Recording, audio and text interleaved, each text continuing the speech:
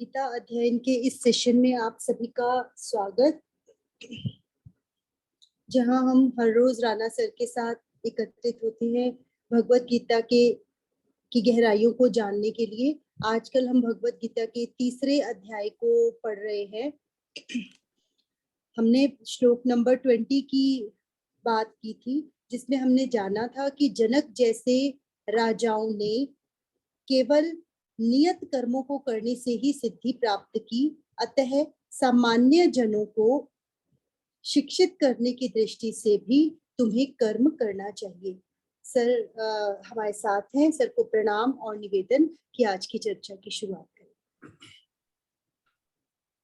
ओम Vasudev सुतम sir आप देवम। Mute है। नहीं तो सर, सॉरी ठीक है। ओम वसुदेव सुतम देवम कंस चाणूरमर्दनम देवकी परमानंदम कृष्णम वंदे जगतगुरुम। सभी को बहुत बहुत प्रणाम।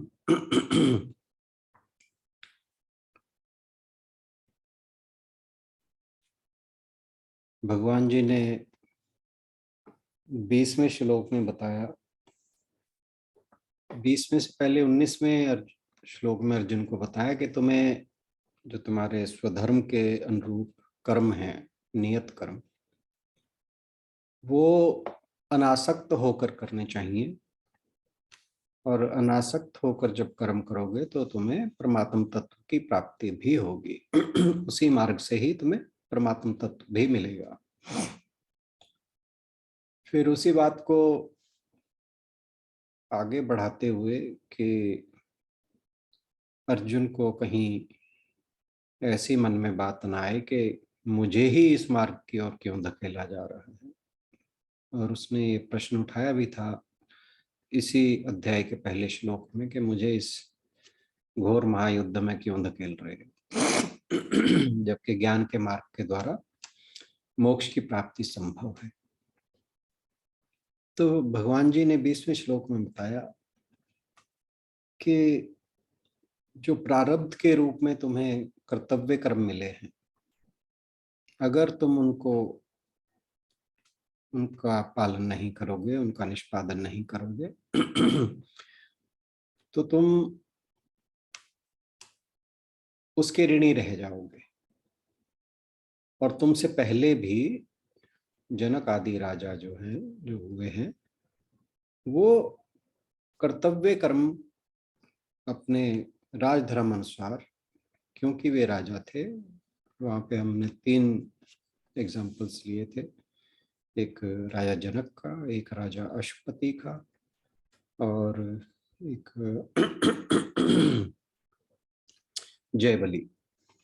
तो ये 3 एग्जाम्पल लिए थे कि ये तीनों भी राजा थे, और राजा होते हुए भी ये योगी और ज्ञानी थे, जिनके पास बड़े बड़े ऋषि मुनि ज्ञान प्राप्ति हेतु आते थे। तो ऐसा नहीं है कि अगर तुम क्योंकि तुम राजकुमार हो, तो जो तुम्हारा राजधर्म है उसके अनुसार प्रजा की रक्षा करना, उसका पालन करना तुम्हारा धर्म है। तो अब जब तुम एक युद्ध में खड़े हो, तो तुम्हारे लिए एक क्षत्रिय होते ये उचित ही है कि तुम इस युद्ध में भाग लो। और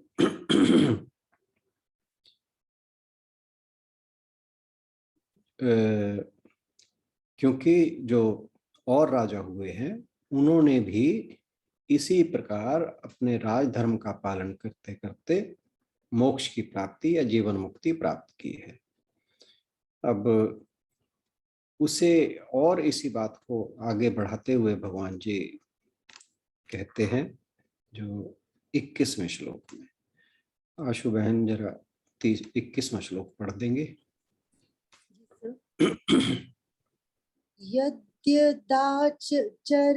श्रेष्ठ यद्यदाचरति श्रेष्ठ तत्तदेवेतरो जनः तदेवेतरो जनः स यत् प्रमाणं कुरुते स यत् प्रमाणं कुरुते लोकस्तदनुवर्तते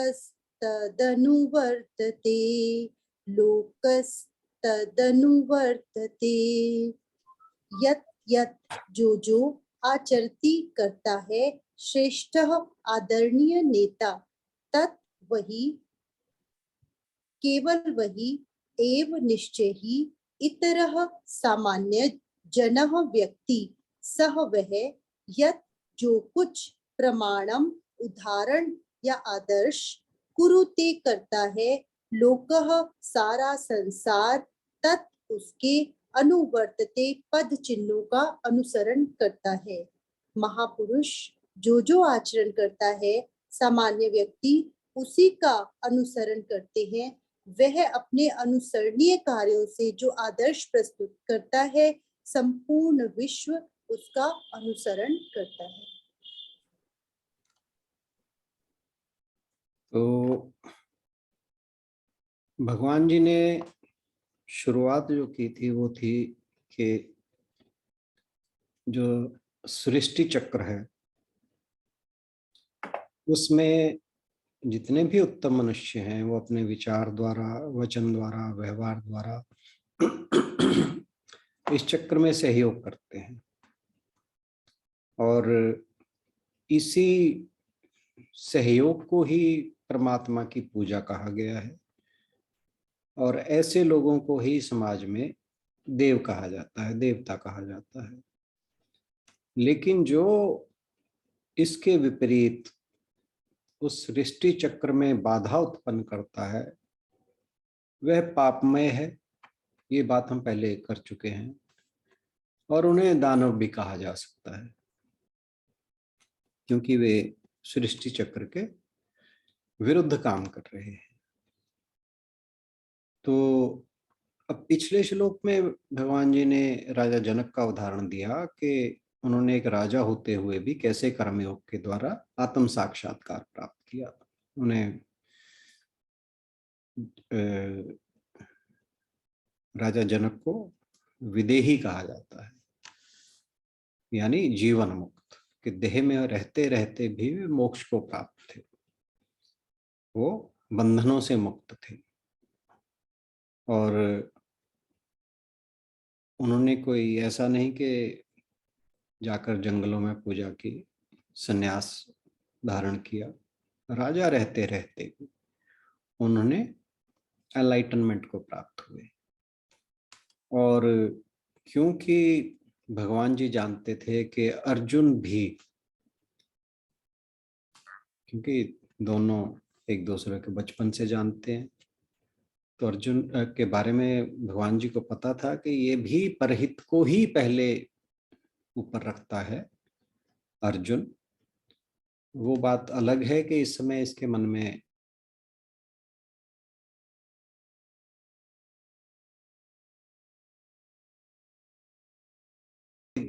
सबसे आगे रखता था, तो इसलिए भगवान जी के उसको एक और लॉजिक उसके सामने श्लोक में देते हैं कि तुम्हें अगर कोई अपना आदर्श माने तो वो उसी रास्ते पर चलेगा जिसका तुम पालन करते हो। तो क्योंकि तुम यहाँ से इस युद्ध से पलायन की बात कर रहे हो, तो जो तुम्हें आदर्श मानते हैं वो भी युद्ध का त्याग करना ज्यादा बेहतर समझेंगे। तो इसलिए उसे भगवान जी कह रहे हैं कि यद्यदाचरति श्रेष्ठः तत्देवेतरो जनः, के जो श्रेष्ठ पुरुष हैं जो आचरण करते हैं और उसी प्रकार का आचरण ही सामान्य जन करते हैं। जो क्योंकि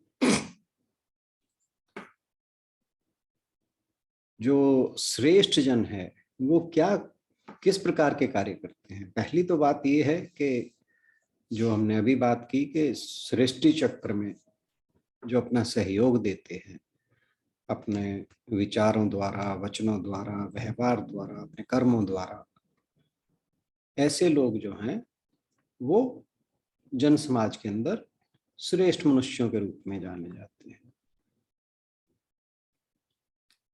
तो यहाँ पर भगवान जी ने एक बड़ी गहरी बात जो की है वो है कि जैसा जैसा एक श्रेष्ठ मनुष्य आदर्श प्रस्तुत करता है, क्योंकि जो व्यक्ति समाज में एक आदर्श प्रस्तुत करता है, निसंदेह उसी प्रकार के जो कर्म हैं दूसरे भी उसको फॉलो करते हैं। ये हम हमेशा देखते आए हैं अपने समाज में, हमसे पहले। और जो दूसरों के हित में, जन समाज के हित में कार्य करने वाले हैं, ऐसे लोगों का जो जीवन है वो एक यज्ञमय होता है, यज्ञ के रूप में होता है, महायज्ञ के रूप में होता है। और वे समाज में अगर कोई दोष है, कोई पापाचार है, तो उसको दूर करने का प्रयास करते हैं। और अगर कहीं गलत हो रहा है तो उसका विरोध करते हैं, और इस कारण बहुत से कष्ट भी सहते हैं। ये आप अपने रिसेंट एग्जांपल्स बहुत होंगे ऐसे। जैसे बहुत से लोग अनशन पे बैठते हैं कि जो भी समाज में, देश में गलत हो रहा है उसके विरुद्ध विरोध प्रकट करने के लिए कोई अनशन पर बैठता है, कोई विरोध यात्राएं निकालता है। तो मतलब जो जो लोग समाज के हित में सोचते हैं वो कभी भी गलत का साथ नहीं देते, वो गलत के विरुद्ध आवाज जरूर उठाते हैं। क्योंकि जो श्रेष्ठ पुरुष हैं वो, उनका माइंडसेट जो होता है वो हमेशा ब्रॉड होता है। वो संकीर्ण स्वार्थ उनके मन में कभी नहीं रहते। अपने स्वार्थ के लिए, जिसे हम वेस्टेड इंटरेस्ट कहते हैं, वेस्टेड इंटरेस्ट से वो बिल्कुल ऊपर उठ चुके होते हैं। वो केवल और केवल, हालांकि हमारे जो आजकल के लीडर्स हैं वो प्रोटेस्ट वगैरह करते हैं, वो उसे हम इस बात के लिए नहीं कह सकते कि वो देश हित में, समाज हित में कर रहे हैं। उनका हमेशा वेस्टेड इंटरेस्ट रहता है। तो और जो श्रेष्ठ मनुष्य होते हैं वो अपने संकीर्ण स्वार्थ से ऊपर उठकर जन सामान्य के हित में ही कार्य करते हैं, चाहे वो लीडरशिप की बात हो, चाहे वो विरोध की बात हो। तो उनका जो जीवन है केवल परमार्थ के लिए होता है, और हमेशा त्याग की भावना उनके अंदर सबसे आगे रहती है। क्योंकि त्याग जो है, त्याग का रास्ता इजी नहीं है। जबकि आजकल जो विरोध होता है, प्रोटेस्ट होता है, वो त्याग के लिए ना हो करके भोग के लिए होता है, कुछ प्राप्त करने के लिए होता है। तो जो त्याग का मार्ग है वो कष्ट वाला भी है और मुश्किल भी है। अब जैसे आपको ध्यान होगा कि जब समुद्र मंथन हुआ था, तो जब उसमें से विभिन्न पदार्थ निकलते जा रहे थे, तो उसे कभी कोई ले रहा था, कभी कोई ले रहा था, कभी कोई ले रहा था। जब विष निकला तो सब अगल बगल हो गए। किसी के अंदर ये साहस ना हो कि इस विष को कौन लेगा। तो उस विष को लेने के लिए फिर भगवान भोलेनाथ आगे आते हैं और विष को धारण करते हैं। तो भगवान शिव ने उस विष को धारण करके देवताओं और दानवों दोनों की रक्षा की। तो जो परहित की सोचता है वो हमेशा त्याग के लिए बात करता है, वो अपना स्वार्थ नहीं देखता।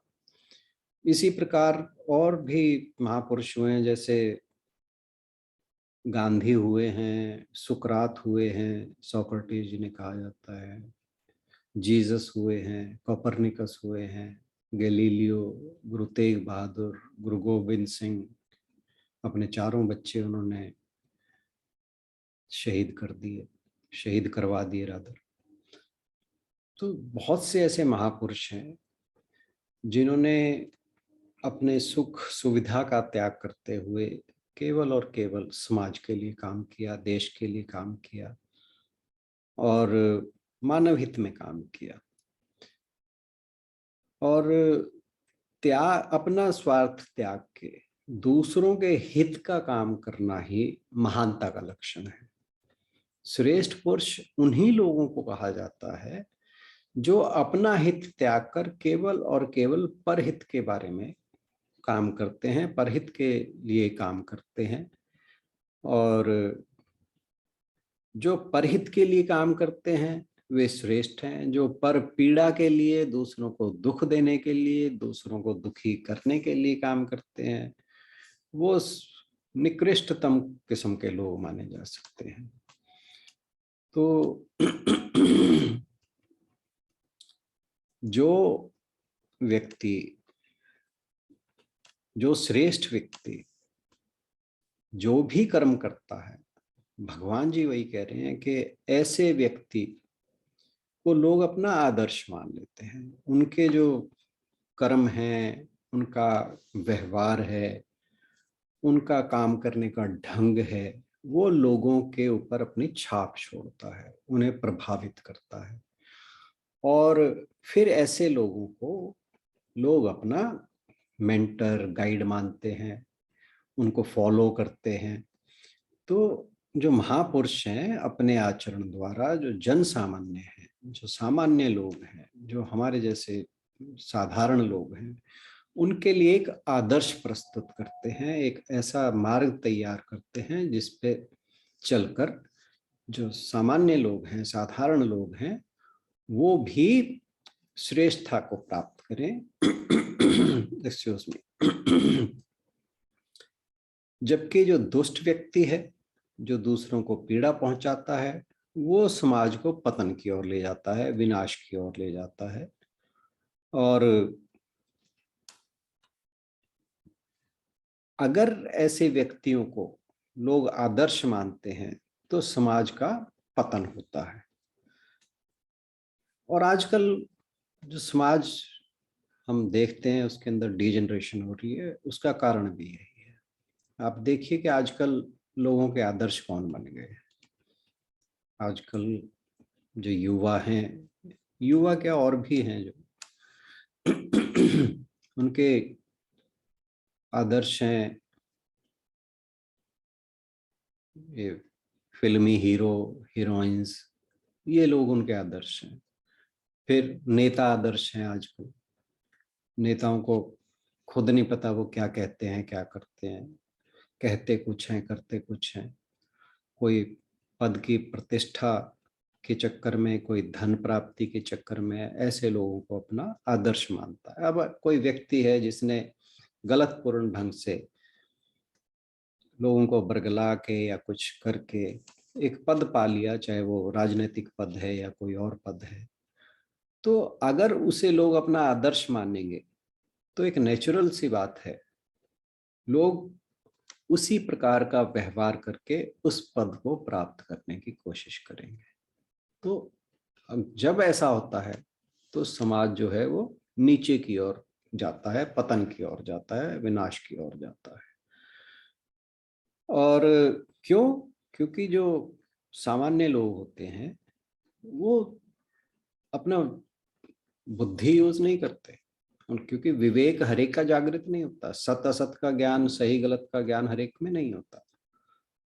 उन्हें ये लगता है कि इन्होंने जैसे किया है हम भी ऐसे करेंगे, तो वो समाज जो है वो विनाश की गर्त की ओर चल पड़ता है। ऐसे जब हम श्रेष्ठ पुरुषों के बजाय निकृष्ट, चाहे वो उच्च पदों पर बैठे लोग, पर अगर उन्होंने गलत तरीकों का इस्तेमाल करके उन पदों तक पहुंचे हैं तो नेचुरल सी बात, चाहे कोई, अब जैसे कोई सोचे कि एक व्यक्ति है जो बहुत बड़ा बिजनेसमैन है, जिसने बहुत धन इकट्ठा कर लिया है, बहुत बड़ा बिजनेस का साम्राज्य फैला लिया है, परंतु उसने किया सारा गलत तरीके से। अब कोई सोचे कि भी मैंने भी अगर बड़ा आदमी बनना है धन प्राप्ति के, मैंने उस जैसा बनना है, तो नेचुरल सी बात है उसके मन में आएगा कि जैसे जैसे उसने किया है मेरे को भी कोई ना कोई इस तरह के तरीके निकालने होंगे, तभी अमीर बना जा सकता है। तो हम आदर्श किस प्रकार का चुनते हैं, ये बहुत जरूरी है कि हमारा समाज किस तरफ जाएगा। तो अगर जो धन के लोभी हैं, पद के लोभी हैं, सत्ता के लोभी हैं, उनको लोग आदर्श मानेंगे, तो जाहिर सी बात है कि समाज जो है वो पतन की ओर जाएगा, निचले स्तर की ओर जाएगा। अगर श्रेष्ठ व्यक्तियों को अपना आदर्श मानेंगे तो भी जाहिर सी बात है कि फिर समाज जो है वो उत्कृष्टता की ओर बढ़ेगा। और भगवान जी यहाँ ये चाहते हैं कि जो जिस आदर्श की बात वो अर्जुन के सामने कह रहे हैं कि भाई जो जैसे जैसे श्रेष्ठ पुरुष आचरण करते हैं वैसे वैसे सामान्य लोग करते हैं, तो उनकी अपेक्षा ये है भगवान जी की कि तुम ऐसा कार्य करो कि जो लोगों को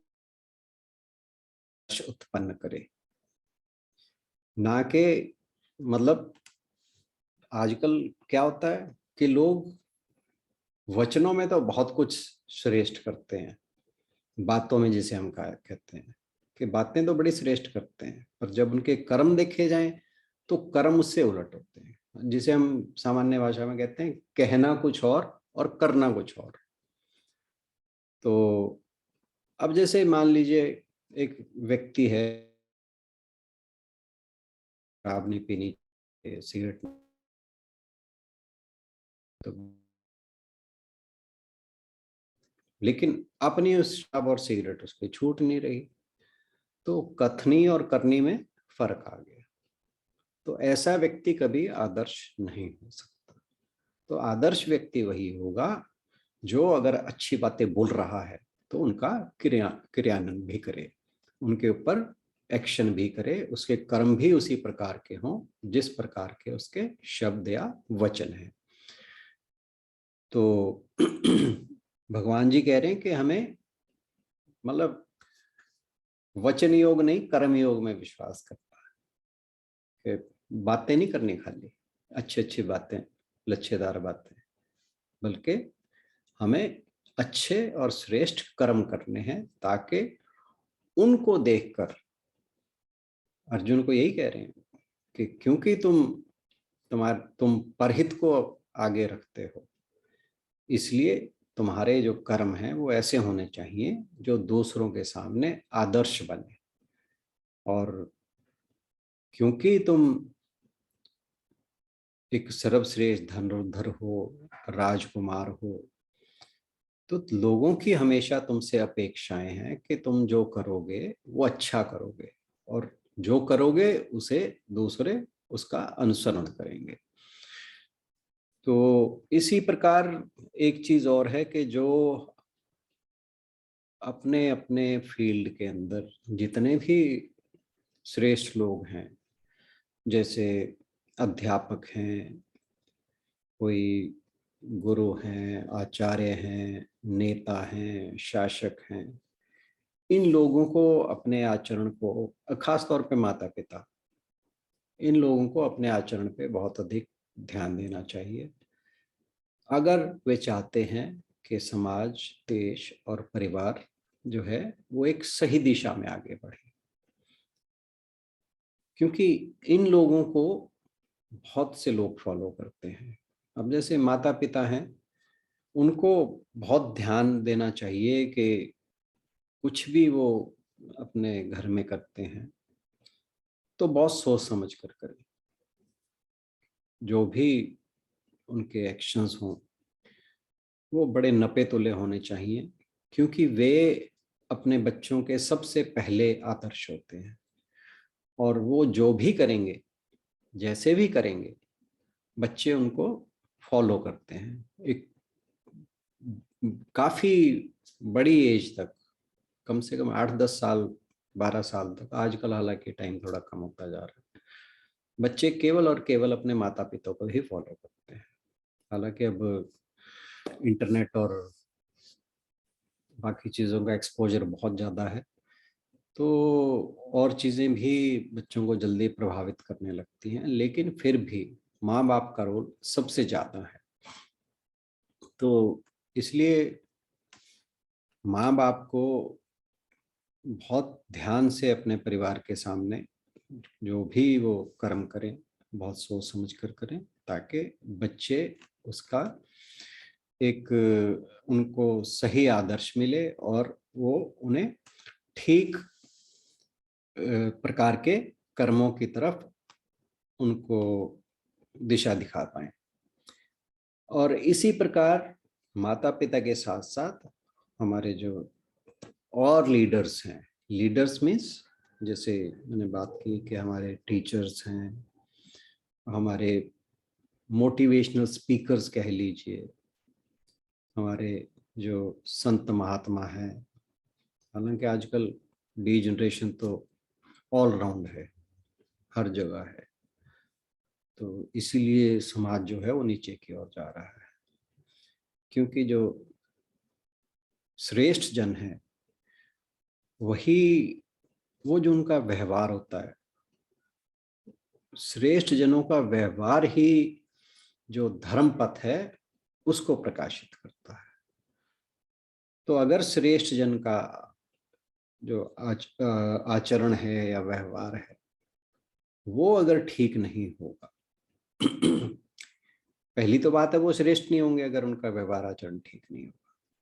पर क्योंकि आजकल छद्म रूप में भी श्रेष्ठ जन बहुत मौजूद हैं, जैसे हमने बात की नेताओं की या ये फिल्म हीरो की, हीरोइंस की, तो ये लोगों के आइकन्स बने हुए हैं, आदर्श बने हुए हैं। तो जो सही मायने में श्रेष्ठ जन है वो धर्म के पथ पर जो है प्रदर्शक हैं, उसको धर्म के पथ को प्रकाशित करते हैं और अपने व्यवहार से पूरे जन सामान्य को प्रभावित करते हैं। और उसी के अनुरूप, क्योंकि जो सामान्य जन है वो एक भेड़ चाल को ज्यादा फॉलो करता है, तो अगर श्रेष्ठ जन का आचरण धर्म सम्मत होगा तो जो साधारण जन है वो भी धर्म की ओर अग्रसर होंगे, अन्यथा जो समाज है वो नीचे चला जाता रहेगा। और फिर जो आगे के 3 श्लोक आने वाले हैं उसमें भगवान जी अपना उदाहरण देते हैं अर्जुन के सामने कि वो किस प्रकार के कर्म करते हैं। तो आज के लिए इतना ही, बहुत बहुत धन्यवाद।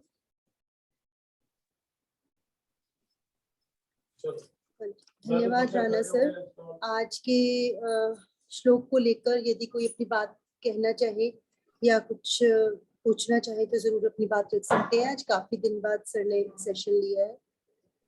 नहीं, कल ही तो नहीं लिया बस। ऐसे हमें लगता है सर आप एक दिन नहीं आते तो बहुत दिन हो जाते हैं हमारे लिए तो। हाँ, उससे पहले संडे तक नहीं मैं था। हाँ जी। मंडे और ट्यूसडे तो था, वेंसडे मजबूरी है। मैं कोशिश भी कर रहा हूँ कि कोई कहीं बात कुछ नहीं सर। और नहीं नहीं मिल सर। जाए ताकि वेंसडे भी मिस ना हो, बट अभी तक मुझे कोई अल्टरनेटिव ढूंढ समझ नहीं आ नहीं रहा है। सर नहीं, वो भी जरूरी काम है।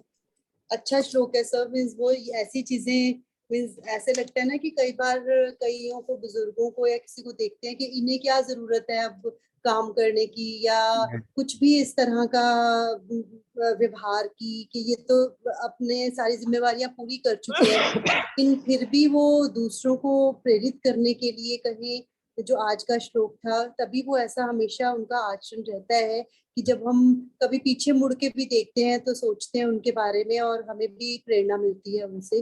तो बहुत ज्यादा सतर्कता की आवश्यकता है व्यवहार करते हुए, या कोई भी डिसीजन लेते हुए, या कोई भी हैबिट्स बनाते हुए। कोई और कुछ कहना चाहे तो जरूर कहिए। Geetanjali ji. Hari Om sir, Hari Om everyone. Sir ऐसे ही एक प्रश्न दिमाग में आ रहा था, फिर सोचने पे उसका जवाब तो मिल गया, लेकिन मैं आपसे पूछूंगी कि वो सही है या गलत। जैसे हम बात करते हैं कि हवा, पानी, सूर्य जो है अपने स्वभाव के अनुसार कर्म करते हैं, है ना। उनको एक्सपेक्टेशन कुछ नहीं रहती है, उनको सिर्फ दूसरों को सर्व करना है, इसीलिए वो करते हैं जो उनका स्वाभाविक कर्म है। तो जी मनुष्य का स्वाभाविक कर्म है बिना फल की इच्छा किए वो भी अपना कर्म किए जाए, जी परोपकार और सत्य की प्राप्ति। तो क्या जी ये सही है जो जवाब जी। मैंने अपने आप को दिए थे? इससे ज्यादा सही क्या हो सकता है। Thank you sir. यही तो मतलब प्रताप है इस ग्रुप से जुड़ने का, कि प्रश्न अगर दिमाग में आते हैं तो उनका जवाब भी साथ साथ मिलने लग जाता है। बिल्कुल बिल्कुल थैंक यू बिल्कुल। सर। सर अभी ना बहुत समय से ना ऐसे मन में बड़ी उथल पुथल सी रहती थी, और ऐसे लगता था कि जैसे हमारे चलने से तो कोई चलता नहीं है, या हमारे समझाने से भी कुछ नहीं होता है। तो ऐसे लगता था कि जैसे हमें तो बस मशीन के हिसाब से काम करना है, कुछ सोचना नहीं है, किसी को कुछ किया है, तो वो बोझ लगता था तब तो। लेकिन अब जब आपने ये समझाया है तो वो बड़ा सहज लग रहा है कि हमने जो काम करना है वो परमात्मा को अर्पण करके और बिल्कुल अपने लिए बिल्कुल हमने करना है। हमें मतलब कि दूसरों का सुधार नहीं, अपना सुधार करना है। तो अब वो मशीन बनना मुश्किल नहीं लगेगा। बिल्कुल ठीक बात है। वही मैं जो एक दिन आपने पहले भी प्रश्न किया था कि हमें जो भी करना है अवेयरनेस में करना है। जब हम अवेयरनेस में कुछ भी करेंगे तो हम गलत नहीं कर पाएंगे। इसी पे एक कहानी याद आ गई मेरे को, है थोड़ा सा टाइम कि थोड़ा सा रिकलेक्ट कर लो।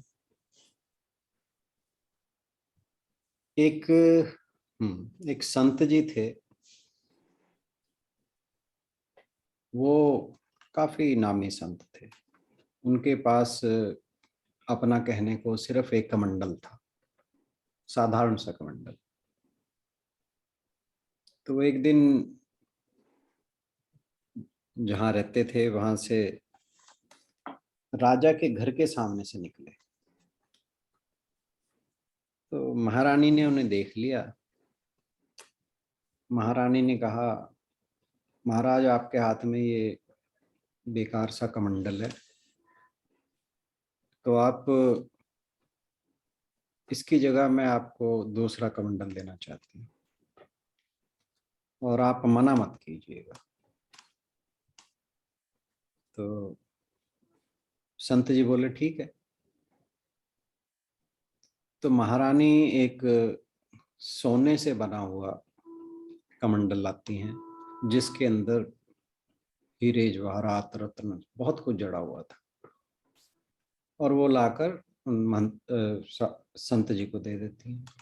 संत जी कहते हैं, महारानी आपने ये दे तो दिया पर ये मेरे पास ज्यादा समय टिकेगा नहीं, कोई छोड़ेगा नहीं मेरे पास, इसलिए आपसे एक रिक्वेस्ट है कि जो मेरा कमंडल है इसे प्लीज फेंकना मत, इसकी मुझे दोबारा जरूरत पड़ सकती है। और ये कह के वे अपना कमंडल लेकर निकल पड़े। तो जैसे ही वो कमंडल लेकर चले तो एक चोर की जो है उन पर नजर पहले ही पड़ गई। अब संत जी को भी पता लग गया कि मेरे पीछे एक चोर है। वो जाकर एक खंडर में टिकते हैं। एक टूटा फूटा कोई घर था जिसके ना छत थी ना दीवार थी, वहां जाकर बैठ जाते हैं।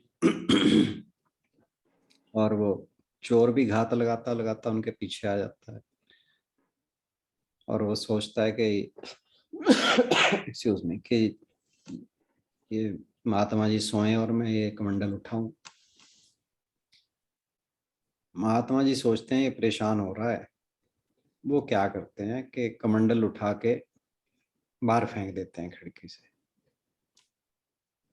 अब जब महात्मा जी ने कमंडल बाहर फेंका तो चोर का माथा ठनका कि ऐसी कौन सा आदमी है जो जिसके लिए मैं चोरी करने आया हूँ वो मुझे छुपाने की बजाय उस चीज को मेरे से वो मेरे को ही फेंक रहा है, करे इसको तो देखना पड़ेगा। तो चोर जो है वो उन महात्मा जी के पास पहुंचता है, प्रणाम करता है, कह रहा जी आपने पहचाना मुझे? कह रहे हाँ। कह रहे कौन हूं मैं? कह रहे मुझे पता है तो मेरे पीछे लगा हुआ है कमंडल के लिए। तो कहते फिर आपने कमंडल बाहर क्यों फेंक दिया? कहते ताकि तू भीतर आ जाए। कह रहे अगर मैं कमंडल अंदर रखता तो तू बाहर रहता, अब कमंडल बाहर गया तो तू अंदर आ गया, तो मैं तो चाहता ही था कि तू अंदर आए। तो चोर कहता है महाराज साधु संत से तो मैं कईयों से मिला हूं, पर आप पहले संत हैं जो कुछ अलग तरह की बात कर रहे हैं। तो कह रहा मुझे आप बताइए मुझे क्या करना चाहिए? कह रहे तू चोरी कर, जो मर्जी कर, कोई दिक्कत नहीं है, बस एक काम करना है तुम्हें, जो भी काम करना है ना वो पूरी अवेयरनेस में करना है, सोते सोते नहीं करना। जो भी करेगा वो जागृत अवस्था में करेगा, अवेयरनेस में करेगा, सचेत होकर करेगा। कह रहे जी आप तो पहले आदमी हो जो मुझे ये कह रहे हो कि चोरी करनी है, और कह रहे इससे तेरी जो चोरी है वो तेरी कला जो है और निखर के आएगी। तो कह रहे जी आप तो बड़े कमाल के संत हो और मुझे ये बता रहे हो कि मेरी चोरी कैसे बेहतर हो सकती है। तो कह रहे नहीं, बाकी अगर तुझे कोई परेशानी हो कह रहे हो चाहे मेरे पास दोबारा आ जाए, कोई बात नहीं। तो वो चोर जो है उनके पास 2-4 दिन के बाद वापस आता है, कहता महाराज आपने मुझे किस चक्कर में डाल दिया? कह रहे क्या हुआ? कह रहा आपने मुझे कहा है कि जो भी करना है वो सजग होके करना है, अवेयर होके करना है। कह रहा मैं जब चोरी करने की सोचता हूँ और फिर सजग होके अवेयर होके सोचता हूँ कि चोरी करने जाना है, कह रहा मेरे पाँव ही नहीं पड़ते चोरी करने के लिए। और कह रहा कल रात तो कमाल हो गया, कह रहा मैं एक जगह चोरी करने तो चला गया, तो मैंने ध्यान दिया और मैं चोरी करने पहुंच गया। मैंने अलमारी खोल ली, उसका ताला भी तोड़ लिया। जब सामने मैंने धन जेवरात सब कुछ था तो मुझे तुरंत आपकी बात का ख्याल आया कि जो भी करना है सजग होके करना है। कह रहे जैसे ही मुझे वो ख्याल आया मेरे से कह रहा चोरी हुई नहीं। और मैं तो वहां से फिर लौट आया। तो क्या महाराज ये तो आपने मुझे चक्कर में डाल दिया। तो अब आप मुझे ये बताओ कि मेरे जीवन का सुधार कैसे होगा? तो फिर वो जो संत जी हैं उन्होंने उसे अपना शिष्य बनाया और उसे सही मार्ग पर लगाया।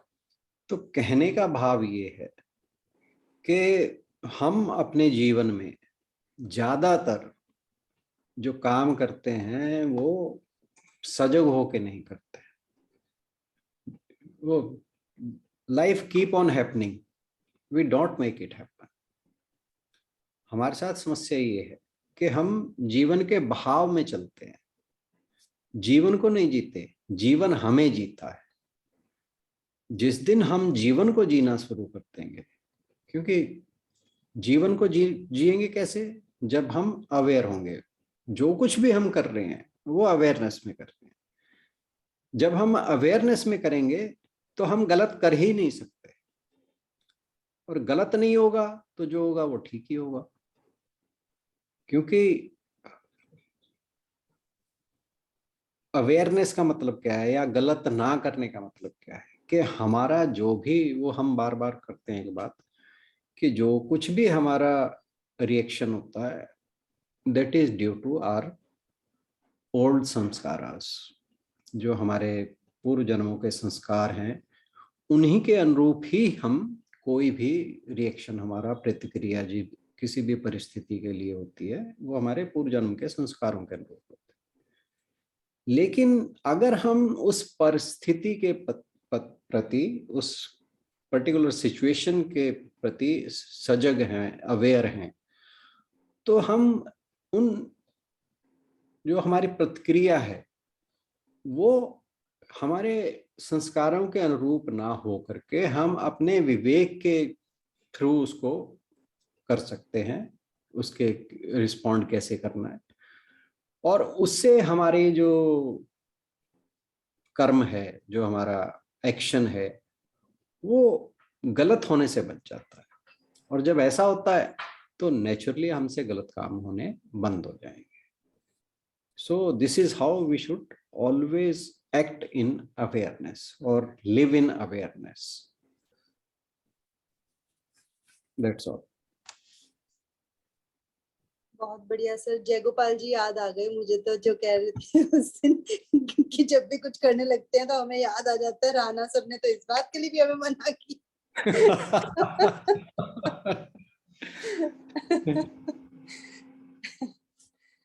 चलिए, बहुत बहुत शुक्रिया आप सभी का आज की चर्चा में शामिल होने के लिए। सर से निवेदन की समापन की होगा। पहले गुलशन बहन जी का हाल पूछ लें, आज मैसेज देखा था मैंने। हाँ जी, गुलशन जी बिल्कुल ठीक ठाक है।